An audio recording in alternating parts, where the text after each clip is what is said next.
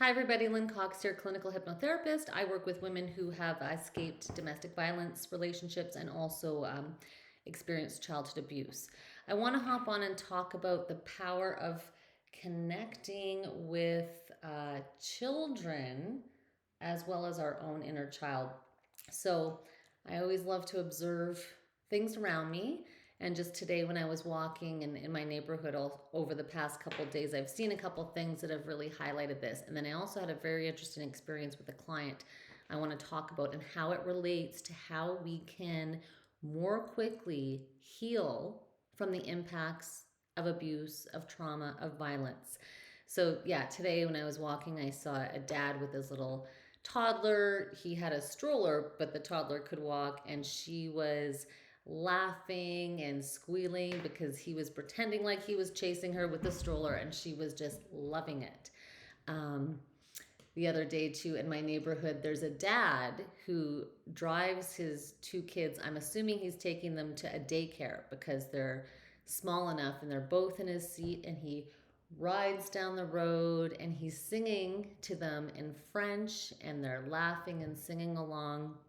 And I just posted a story to my Instagram that one of my very, very wise teachers says, and the gist of it is, first God created human adults, and then they created children, and then children laughed. And then basically God said, my job's done here.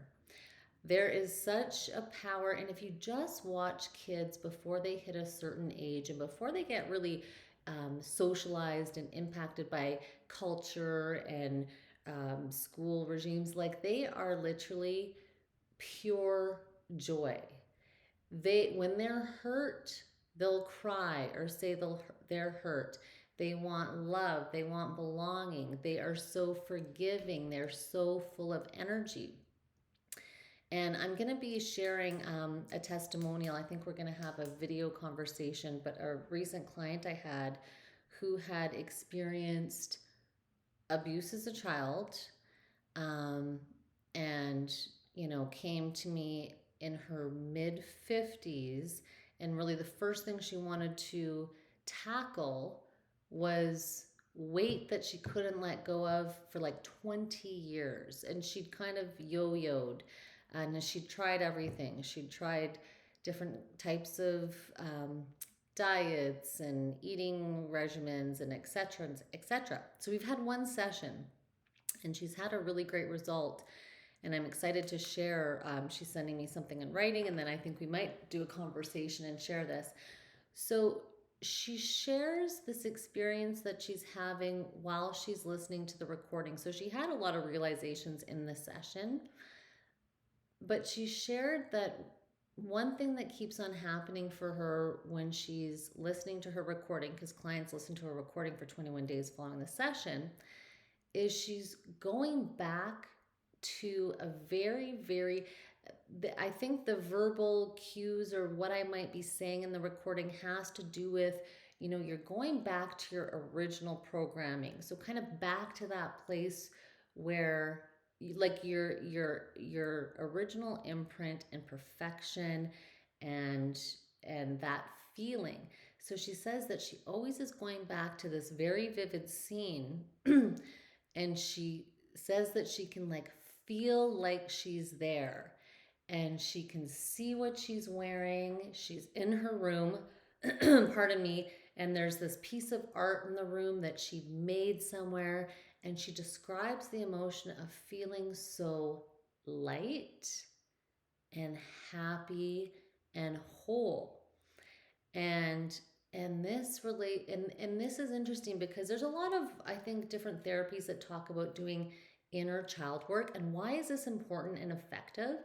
It's because emotion overrides logic all the time.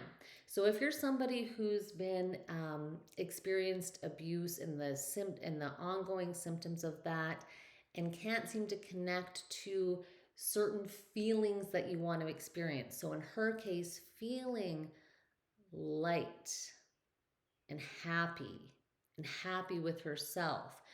if you're having problems connecting with that, but then you are able to connect with it and you're able to do it with a level of frequency, that in and of itself can actually cause so many other things to happen and relatively quickly.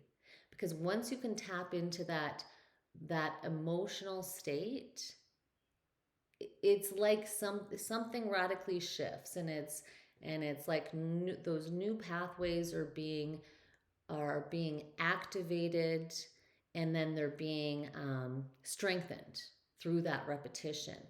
But she was going back to that place before the abuse was happening to her, before it was being done to her.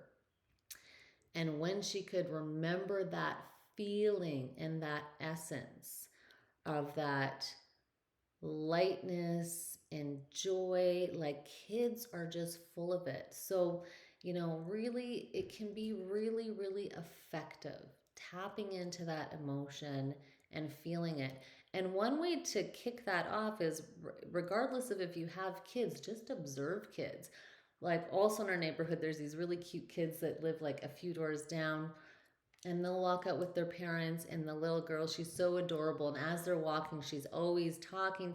And one of the last times we saw them, she was saying to her mom, okay, then, well, how about then I'll go to the moon and then you can come after. Like, their imaginations are just wild, and they're so full of wonder. They're so tuned into their emotions, which is why they're very important to protect kids and make sure that we give them environments that they're going to thrive in. So I've just been seeing so many examples of that, probably because it's warmer out, so there's more and more people walking outside and kids playing in the park. And also this more recent experience with this client who said, I keep on going back to that place, and she loves how it feels. It's been really impactful for her, and she's also reported that just on the day to day, her energy levels have gone through the roof. She feels like she's smiling all the time. People are around her saying, like, something's different about you, like you just seem so light. That's how working with the emotions and the subconscious can really kickstart healing. So just maybe pay attention to kids around you, and I'll be on soon. Hope everyone's doing well. Bye for now.